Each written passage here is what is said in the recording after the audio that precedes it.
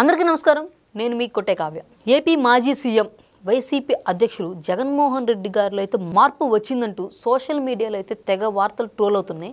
So అది దేని గురించే కాదండి, వినాయక చవితికి సంబంధించి ఆయన గణపతి పూజని తన పార్టీ కార్యాలయంలో అయితే చేయడం జరిగింది. దీనికి సంబంధించి ఈ విషయం మీద మనతో చర్చించడానికి ఉన్నారు పొలిటికల్ అనలిస్టు నూకరాజు నాయుడు గారు. సార్ నమస్తే.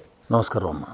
సార్, జగన్మోహన్ రెడ్డి గారు క్రైస్తవ మతాన్ని అయితే తీసుకుని దాన్ని పాటిస్తూ ఉంటున్నట్లు అందరికీ తెలిసిన విషయమే. మరి ఈ నేపథ్యంలోనే హిందువులు ఆయనకు దూరం అవుతున్నారు అన్న భయం అయితే ఉందంటారా? రీసెంట్గా ఎందుకంటే గణపతి పూజను అయితే ఆయన చేయడం జరిగింది.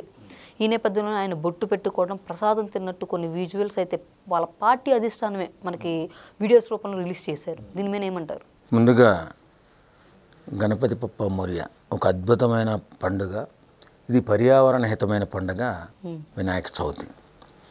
దీన్ని ప్రతి ఒక్కరూ కూడా ఎంతో భక్తి శ్రద్ధలతో ఎంతో పుణ్యం చేసుకుంటే కానీ ఇలాంటి పండుగ రాదంటారు. ఎందుకంటే ఇది పర్యావరణ హితమైన పండుగ. ఎందుకన్నానంటే మనకు ఉన్నటువంటి ప్రకృతిలో ఉన్నటువంటి పత్రి అనగా మన వనమూలికలు కానీ వనమూలికల చెట్లు కానీ, అలాగే చెట్లు, పత్రి, కాయలు, ఆకులు, అలములు ఇవన్నీ తీసుకొచ్చి వినాయక చవితికి 11 రోజులు కానీ 9 రోజులు కానీ పూజించి పూజా ఫలం అయిపోయిన తర్వాత ఇవన్నీ కూడా నిమజ్జనం చేస్తారు. ఎక్కడ? చెరువుల్లో, కుంటల్లో ఎక్కువ నిమజ్జనం చేస్తారు. ఎందుకంటే ఆ వనమూలికల తాలూకు ఫలమంతా కూడా చెరువుల్లో చేరి ఆ నీళ్లు పొలాలకు పారడం వల్ల మన పంటలు సమృద్ధిగా పండి అద్భుతమైనటువంటి పంట ఫలం వచ్చి అందరూ ప్రజలంతా ఆనందంగా ఉండాలనే ఆలోచనతో చేస్తున్నటువంటి ఓ గొప్ప పండుగ ఏదైనా ఉందంటే అది వినాయక చవితి, వినాయక చతుర్దశి.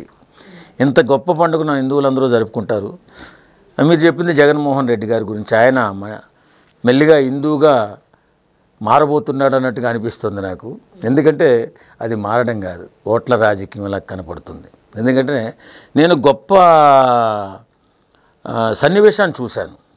ఎందుకంటే చాలామంది కొబ్బరికాయ కొడుతుంటారు దేవుడికి. కొబ్బరికాయ కొట్టి దైవాన్ని ప్రార్థించి నేను బాగుండాలా, నాతో పాటు ఉన్నవాళ్ళు బాగుండాలా, నా కుటుంబం బాగుండాలా, నా పిల్లలు బాగుండాలని మొక్కుకుంటూ ఉంటారు ఒక కొబ్బరికాయ కొట్టి. కానీ ఒక్క కొబ్బరికాయని ఎదురు కొట్టడం ప్రత్యక్షంగా నిన్న చూశాను జగన్మోహన్ రెడ్డి గారు కొబ్బరికాయ కొడుతుంటే అది సరిగ్గా పగలకపోతే పక్కనున్నటువంటి మాజీ మంత్రి ఒక అతను అది తీసుకుని కొట్టడం చాలా అద్భుతంగా అనిపించింది నాకు. చాలా ఆనందంగా అనిపించింది. ఎందుకంటే కొత్త చరిత్ర ఇది. ఇలాంటి చరిత్ర ఎక్కడ ఉండదు. కొబ్బరికాయ ఒకటే కొడతాడు. కానీ వైసీపీ సోషల్ మీడియా కావచ్చు, సాక్షి ఛానల్ మీడియాలో అయితే కావచ్చు, వాటిలో చూస్తుంటే ఇప్పుడు అంటే మీరు చెప్పిన మాజీ మంత్రి కొట్టినట్టు ఎక్కడ విజువల్స్ ఏమీ లేవండి. నేను చూశాను. మళ్ళీ అయితే నేను అబద్ధం ఆడి పనే ఉంటే జగన్మోహన్ రెడ్డి అంటే నాకేం ద్వేషం లేదు. ఎందుకంటే అద్భుతమైన ప్రదర్శన అది. ఒక కొబ్బరికాయ ఎదురు కొట్టడం అంటే మీరు సరిగా చూడలేదు. కూర్చుని కొట్టాడు. మీరు నుంచుని కొట్టింది చూసుంటారు. నేను కూర్చుని కొట్టింది చూశాను. నిజంగా దైవభక్తి చాలా క్లియర్గా కనపడింది. ఎందుకంటే ఆయనకి ఇష్టం లేని పని ఎందుకు చేయాలి? ఇప్పుడు క్రిస్టియన్గా ఉన్నాను, నేను అన్ని మతాలను గౌరవిస్తానని సర్దుకోవచ్చు కదా.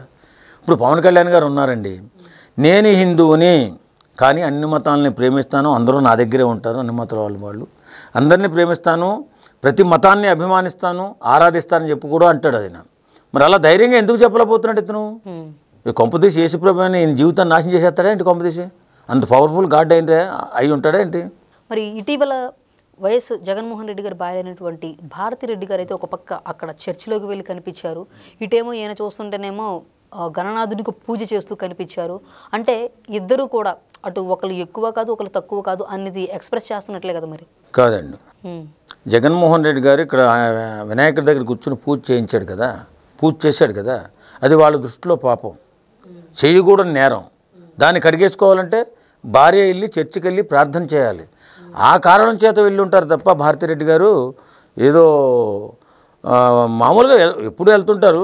ఇది మాత్రం ప్రధాన కారణం ఇది అయి ఉంటుంది. అంటే జగన్మోహన్ రెడ్డి చేయకూడని పాపం చేశాడు, హిందూ దేవుని మొక్కాడు, హిందూ దేవుని కొబ్బరికాయ కొట్టలేక ఇంకోటికి ఇచ్చాడు, ఇన్ని ఉన్నాయి కదా.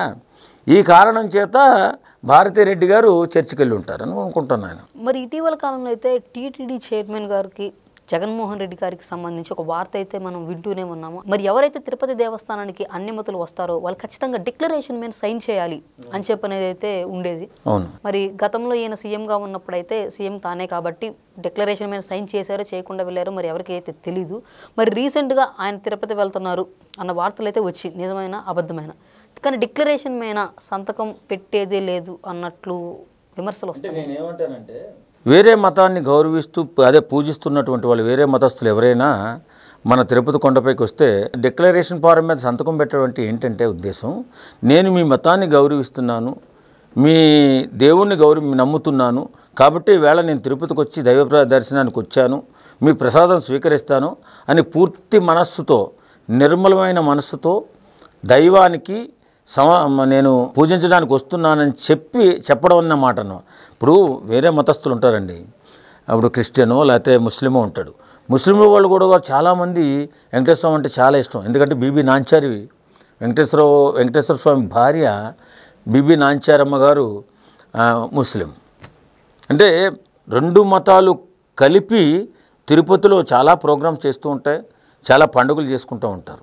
కానీ అంత ముస్లిమ్స్ వాళ్ళంతా కూడా వచ్చి మాకు కూడా సగ భాగం ఉంది ఇందులో, మా ఇంటి అల్లుడు వెంకటేశ్వర స్వామి అని చెప్పి వాళ్ళు ఆరాధిస్తూ ప్రేమిస్తూ పూజిస్తూ ఉంటారు. మరి ఈయన ఇక్కడ పుట్టి హిందూ మతంలో పుట్టి ఏదో క్రిస్టియానిటీ తీసుకున్నాడు వాళ్ళ నాన్నగారు వాళ్ళ తాతగారి కాడి నుంచి. ఈ మాత్రం సాంప్రదాయాన్ని ఎందుకు గౌరవిస్తే నష్టం ఏమిటి? నీకు వచ్చిన నష్టమే లేదు. అలాంటప్పుడు ఎందుకు భయపడుతున్నాడు? డిక్లరేషన్ ఫారం మీద సంతకం పెట్టడానికి ఎందుకు నేను పెట్టను అని మొండిగా ఎందుకు వాదిస్తున్నాడు?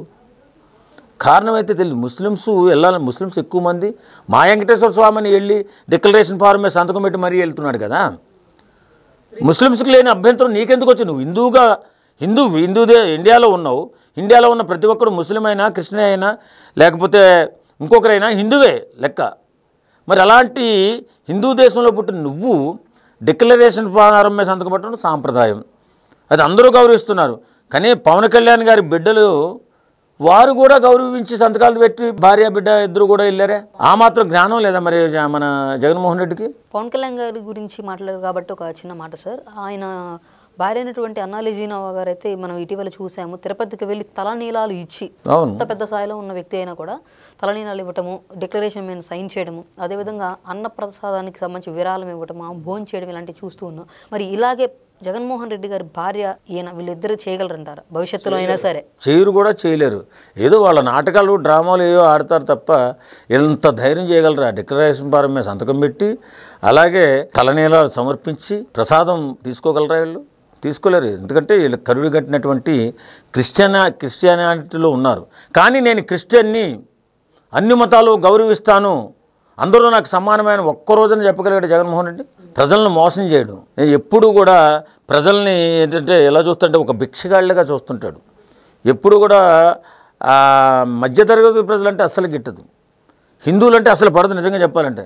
అలాంటి వ్యక్తి మన కర్మ కొద్దీ అప్పట్లో 5 సంవత్సరాల ముఖ్యమంత్రిగా ఉన్నారు, కాదనలేం. కానీ ఇప్పటికైనా మార్పు చెందుతాడంటే ఆ కొబ్బరికాయ కొట్టే విధానం మనస్ఫూర్తిగా కొట్టాలి కదా, మనస్ఫూర్తిగా దండం పెట్టుకోవాలి కదా.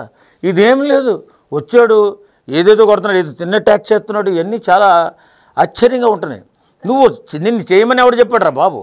నిన్ను ఎవరైనా చెప్పారా చేయమని? మీడియా అయితే మా అన్న బొట్టెట్టాడు, జుట్టు దూవాడు, లేకపోతే ప్రసాదం తిన్నాడు అని చెప్పిన సినిమా డైలాగులు అయితే బాగా వైరల్ చేస్తున్నారు. అంటే కొబ్బరికాయేమో కొట్టలేక అంటే కొట్టలేడా? చచ్చుపడిపోయింది అంటే చెయ్య 2 సార్లు కొట్టి పగలకపోతే ఆ పక్కన ఉన్నటువంటి మాజీ మంత్రి కొడతాడే. అంటే భక్తి అని నటించాలి కానీ పూర్తిగా కొబ్బరికాయ పగలకూడదనా? పగిలితే మళ్ళీ హిందుత్వంలోకి వెళ్ళిపోయి హిందూ దేవుడు ఏమైనా ఇతను చూసేస్తే క్రిస్టియన్ వచ్చి ఇతన్ని ఏదన్నా నష్టపరుస్తాడనా? ఇలాంటి ఆటలు ఇలాంటి చేష్టలు ఎందుకు చెప్పండి? ఎవరి కోసం? అంటే మోసం చేయడం కోసం. ఎందుకంటే నిరంతరం మోసపూరితమైన కార్యక్రమాలు చేసి మళ్ళీ అధికారంలోకి రావాలని ఎత్తుగడ, అంతే తప్ప ఆయనకి దేవుడి పట్ల ఎలాంటి అభిమానం ఉండదండి. సార్ అంటే ఇప్పుడు ఆయన సీఎంగా ఉన్న టైంలో కూడా ఎటువంటి అంటే భార్యాభర్తలు కలిసి చేసిన పూజలు అట్లాంటివి కూడా ఏమీ లేవండి? అసలు వదిలేండి, ఆయనకి భార్య ఉన్నదన్న సంగతి ఏ కార్యక్రమంలోనూ కూడా చెప్పడు. దైవ కార్యక్రమాలకు వెళ్ళేటప్పుడు అతను భార్యనే తీసుకురాడు. మరి అలాంటప్పుడు భారతమ్మ భార్య మనం అనుకోకూడదు, ఇద్దరు వచ్చి కలిసి ఒక పూజ చేస్తారని మనం అనుకోకూడదు.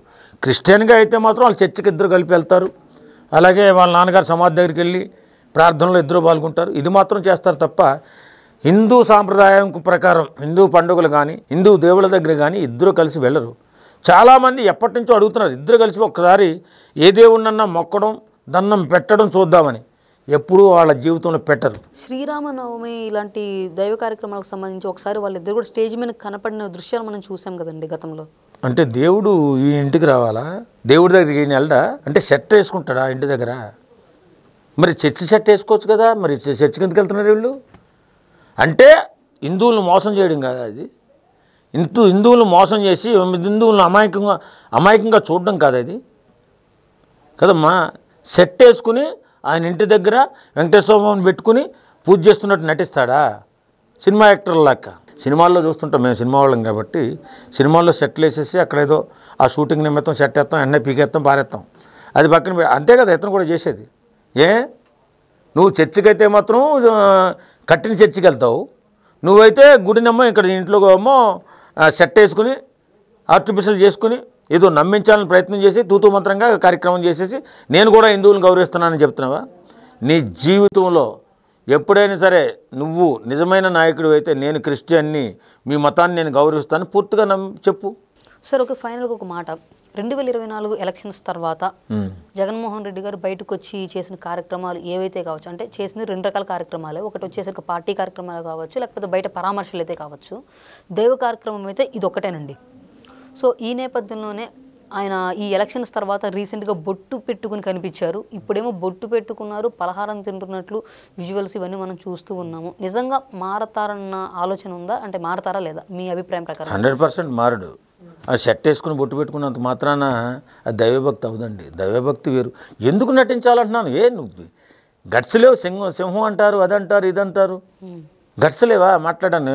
నేను క్రిస్టియన్ని, కానీ నాకు ఆ దేవుడు అన్న నమ్మకమే, ఈ దేవుడు అల్లా అన్న నమ్మకమే, వెంకటేశ్వర స్వామి అనే నమ్మకమే, ఆంజనేయ స్వామి అయినా నమ్మకమే, వినాయకుడు అనే నమ్మకమే. ఎందుకు చెప్పలేకపోతున్నావు? నిజం అది. అతను నేను నిన్న కొబ్బరికాయ కొట్టే విధానం చూసి చాలా ఆశ్చర్యపోయాను. నేను కొత్తది నేర్చుకున్నాను. నేను అంటే నేను మా శివ, మా తమ్ముడు ఉంటాడులే నా కూడా ఎప్పుడు. మా శివ నేను కొబ్బరికాయ తీసుకెళ్ళి ఒక కొబ్బరికాయ 2 దెబ్బలు నేను కొట్టి 2 దెబ్బలు ఆయన కొట్టి సరిపోతుందా? దైవభక్తేనా దాన్ని అంటారు? చెప్పండి, దైవభక్తి అంటారా? నీకు అవకాశం లేనప్పుడు కొబ్బరికాయ ఎందుకు బాబు, ఇద్దరు వెళ్ళి దండం పెట్టుకోండి అని చెప్తాడు ఎవడన్నా. ఒక కొబ్బరికాయ ఇద్దరు కొట్టడం వెంటనే. కాబట్టి ఎప్పుడైనా నమ్మి చేయండి, ఫ్యూచర్ ఉంటుంది, జీవితం ఉంటుంది. ఇది ఎలాంటి పండుగ అంటే వినాయక చవితి మనకు విఘ్నాలు రాకుండా, విఘ్నాలు అంటే ఎలాంటి ఆటంకాలు జరగకుండా మన జీవితం సాఫీగా జరిగిపోయేలాగా దీవించి తండ్రి అని ప్రతి ఒక్కరూ కూడా వినాయకుడిని ఎందుకు పూజిస్తారు?